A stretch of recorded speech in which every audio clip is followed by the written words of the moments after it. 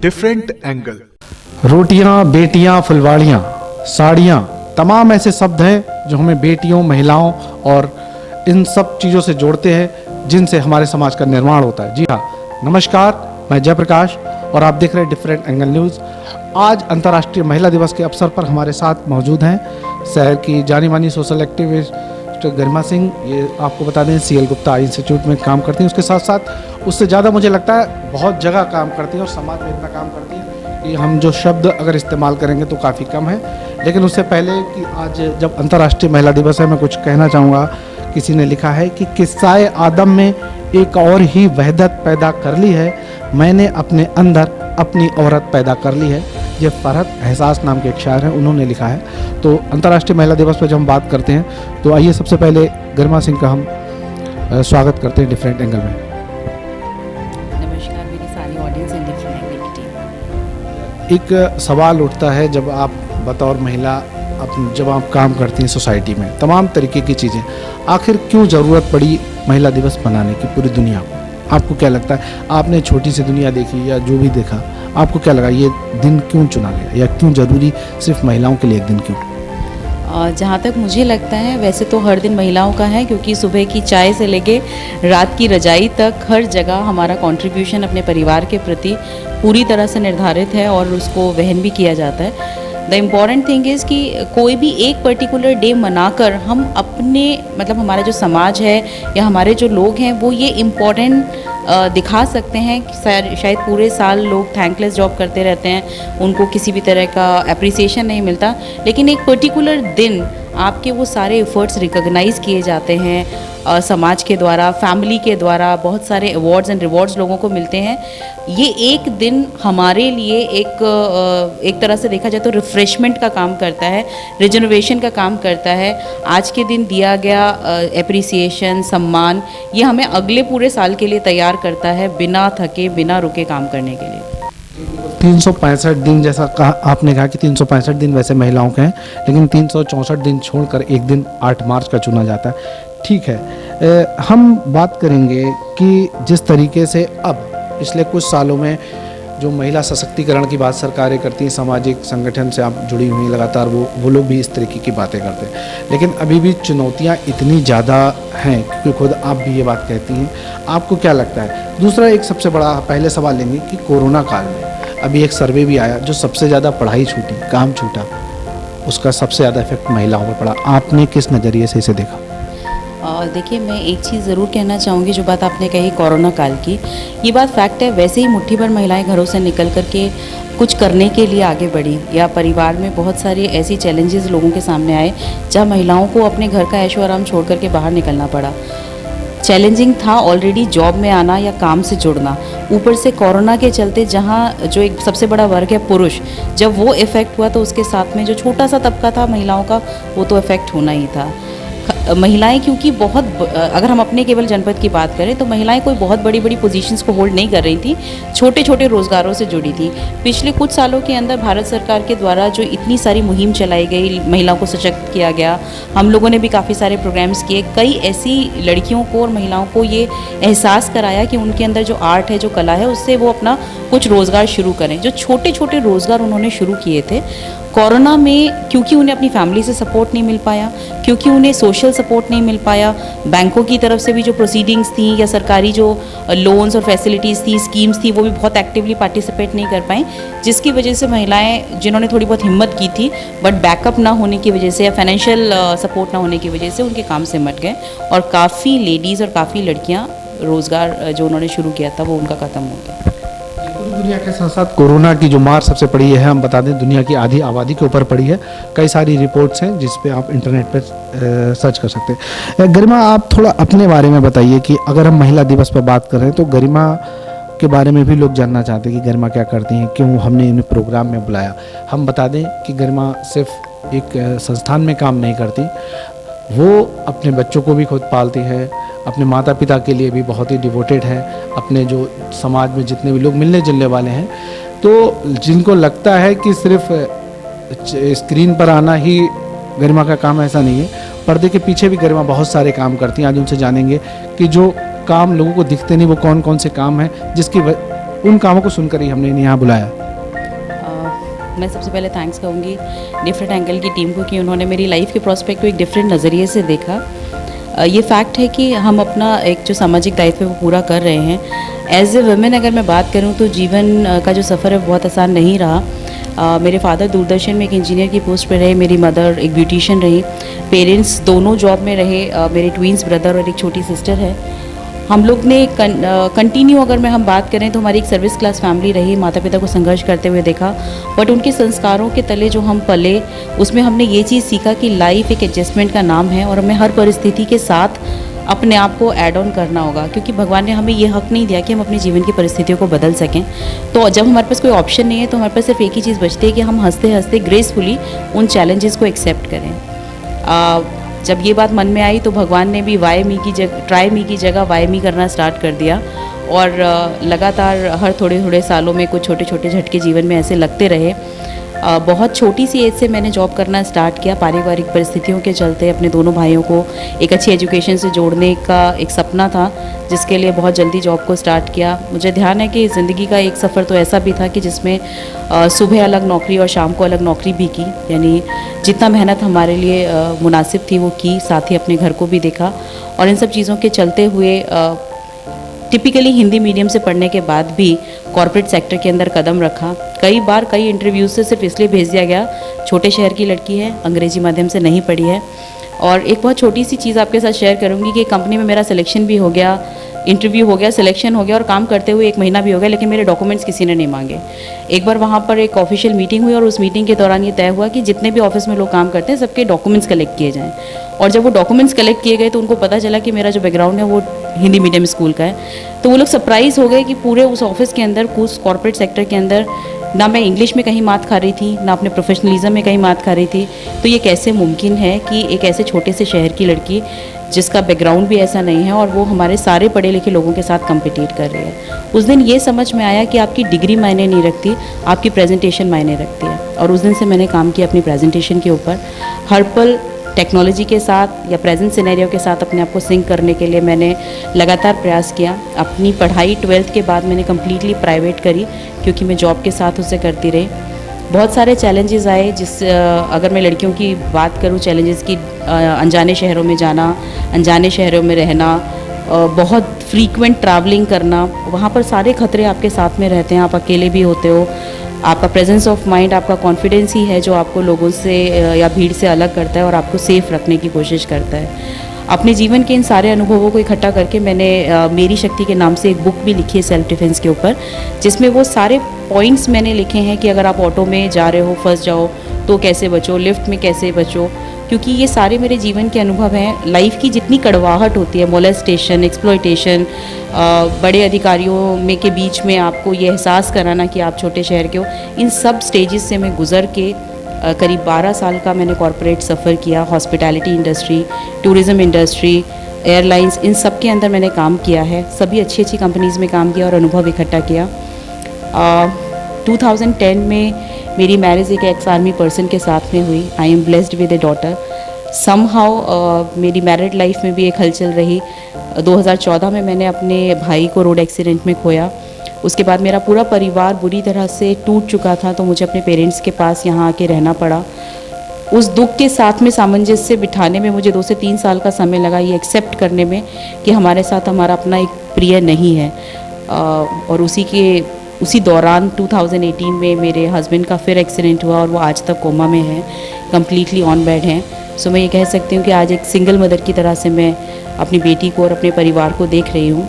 इन सब चीज़ों के साथ साथ मैं अपना कोलैबोरेशन अच्छी तरह से कैसे कर पाई, वो चीज़ मैं आपके साथ ज़रूर शेयर करना चाहूँगी कि मेरी लाइफ के सफ़र में जब मैंने सेवा से जुड़ने का काम शुरू किया और मैंने कम्युनिटी में जाके गरीबों के लिए काम करना शुरू किया, तब मैंने ये जाना, जब मैं ऐसे दुख, ऐसी स्टोरीज़ मेरे सामने आई, तब मुझे ये लगा कि मेरा दुख तो कुछ भी नहीं है।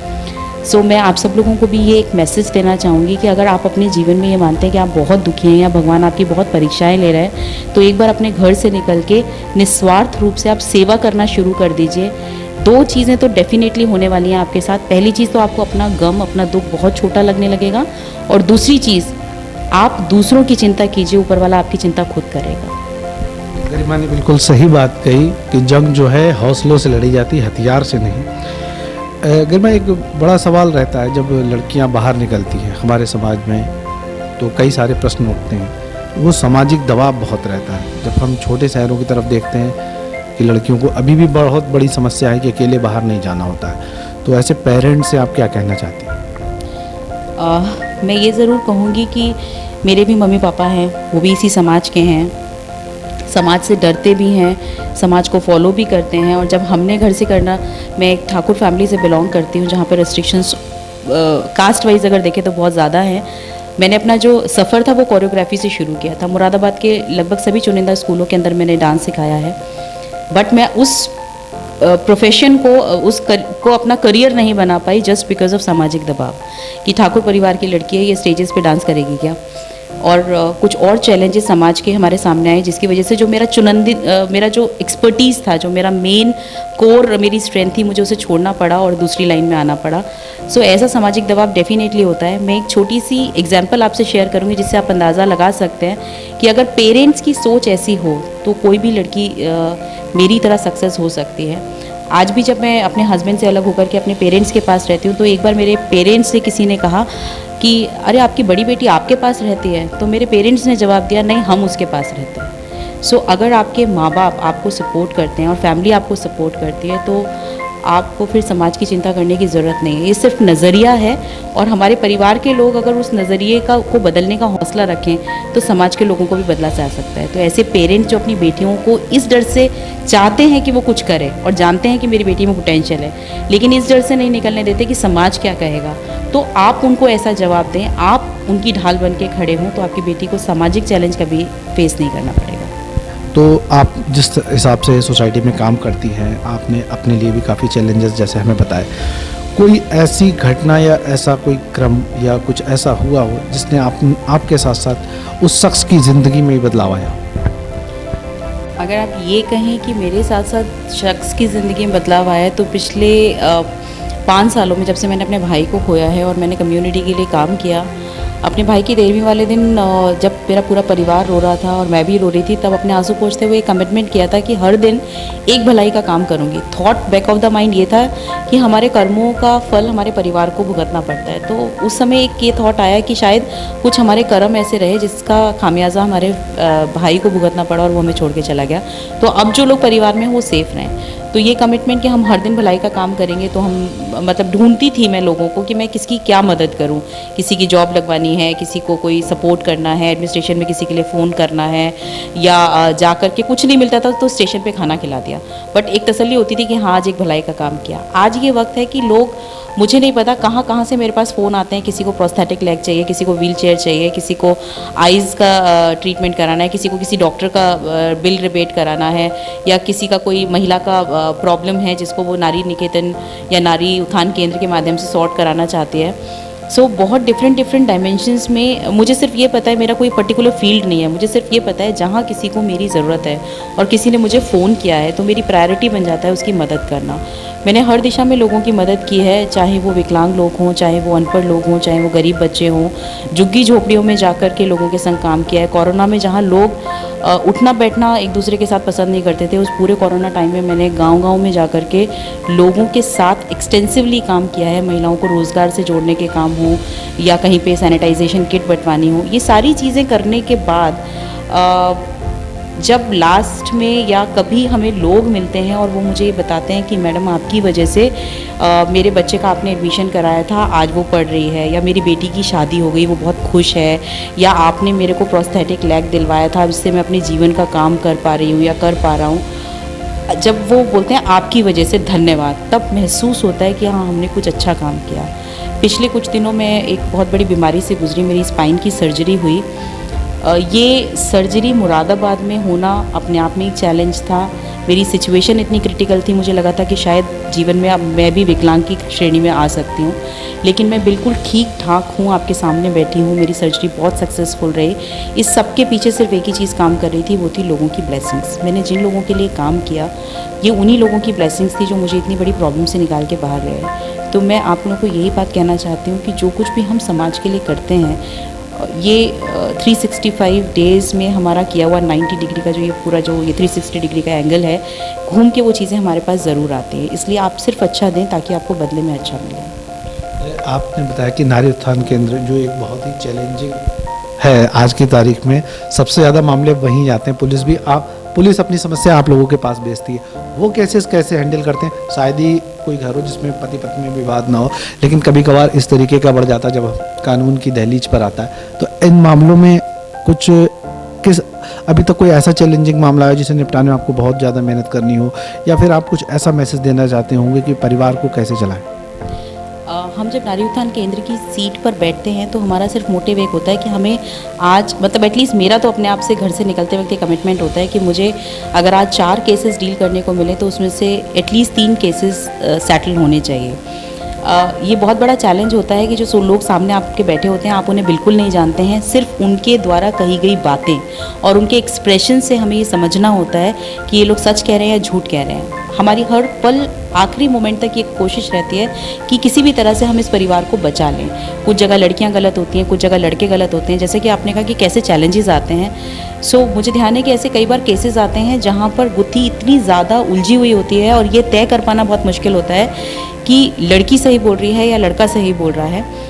कई बार परिवार के जो लोग होते हैं उनका इतना ज़्यादा दबाव होता है लड़कियों के ऊपर कि वो चाहती है अपने हस्बैंड के संग वापस जाना, लेकिन अपनी मम्मी या अपने भाई की वजह से नहीं जा पा रही है। तो ऐसे टाइम में मैं अक्सर कर यही करती हूँ कि फ़र्स्ट काउंसलिंग में उन लोगों के उस केस को ले जाने के बाद में मैं गूगल के थ्रू कई सारे ऐसे केसेस को देखती हूँ, अपने घर पे अपने पेरेंट्स या बाहर और लोगों से डिस्कस करती हूँ कि अगर ऐसा हो जाएगा तो कैसा होगा। मतलब बहुत ज़्यादा हम लोग मंथन करते हैं, तब कहीं जाके एक सॉल्यूशन लेकर के उनके सामने आते हैं और उन्हें कन्विंस करते हैं इस बात के लिए कि वो लोग एक साथ एक छत के नीचे रहें, अपने जीवन को एक नया शुरुआत दें।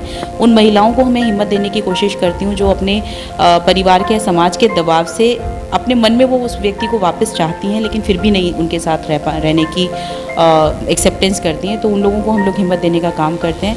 ये जॉब तो बहुत चैलेंजिंग है, लेकिन ये जॉब बहुत सुकून भरा है। जब वो 15 दिन बाद हमें ये रिपोर्ट करने के लिए आते हैं कि नहीं मैम सब ठीक है, मैं सही से रह रही हूँ, या धन्यवाद आपकी वजह से हम दोबारा से अपना जीवन आगे बढ़ा पाए, या उनके बच्चे कभी हमें फ़ोन करके बोलते हैं कि थैंक यू मैम, आपकी वजह से हमारे मम्मी पापा एक हो गए, ये बहुत बड़ा सेटिस्फेक्शन होता है। बिल्कुल, परिवारों को बिछड़ने से रोकना ये अपने आप से बड़ी उपलब्धि है और बहुत ही कठिन काम है। जिस तरीके के समाज में अब चलते चलते एक आखिरी सवाल, आज महिला दिवस पर आप लड़कियों के लिए कोई एक संदेश? मैं सिर्फ आपने एक संदेश बोला है और मैं सच में यही एक संदेश हर लड़की को देना चाहती हूँ कि किसी भी नारी को सशक्तिकरण की ज़रूरत बिल्कुल नहीं है। आप पूरा परिवार चला रही हो, आपके ऊपर सब कुछ डिपेंड करता है, तो आप तो बहुत ही स्ट्रॉन्ग हो। फिर हमें हमारी स्ट्रेंथ या स्ट्रॉन्गनेस का कोई बाहर वाला क्यों याद दिला रहा है, क्यों हमारे लिए अवेयरनेस ड्राइव चलाई जा रही है? आप जो करना चाहते हो अपने दिल की आवाज़ सुनो। और मैं दुनिया की हर लड़की हर महिला को एक चीज़ कहूँगी, हम हमेशा अपनों के लिए खुद को अवॉइड करते हैं, वो हमें बिल्कुल नहीं करना चाहिए। आप ये सोचते हो कि मैं बाकियों को खुश रखूँगी तब खुश हो जाऊँगी, लेकिन नहीं। मैं श्री श्री रविशंकर जी को फॉलो करती हूँ और गुरुजी से मैंने एक बार एक सवाल पूछा लाखों लोगों के बीच में कि मैं सबको खुश रखना चाहती हूँ, उसके लिए मैं क्या करूँ? उन्होंने मुझे सिर्फ एक बात कही कि तुम खुद को खुश रखो। जब तुम खुश होगी तो तुम्हारे आसपास के सब लोगों को खुश अपने आप हो जाएंगे। सो यही संदेश मैं आपको देना चाहती हूँ। आप अपने आप को टाइम दीजिए, खुद खुश रहिए। अगर आप खुश होंगी तो आप अपने आसपास का माहौल खुशनुमा कर लेंगे। Thank you. बिल्कुल, तो गरिमा जैसा नाम है, इन्होंने अपने नाम को भी चरितार्थ किया है, ऐसे बहुत कम लोग मिलते हैं। गरिमा ने अपने नाम की गरिमा रखी। जिस तरीके सामाजिक कार्य कर रही हैं, निरंतर हम चाहेंगे कि जो उनका कारवां है वो टूटे नहीं, लगातार बढ़ता रहे। फिलहाल अंतर्राष्ट्रीय महिला दिवस पर हम भी सभी महिलाओं को नमन करते हैं और नारी शक्ति को नमन करते हैं कि जिस प्रकार समाज में उनकी भूमिका है, निश्चित रूप से वो समाज की भलाई के लिए सभी लोग आगे बढ़े और मिलजुल कर जो हमारा सामाजिक दायरा है, देश और समाज, वो आगे बढ़े। पूरी टीम को दीजिए इजाज़त। नमस्कार।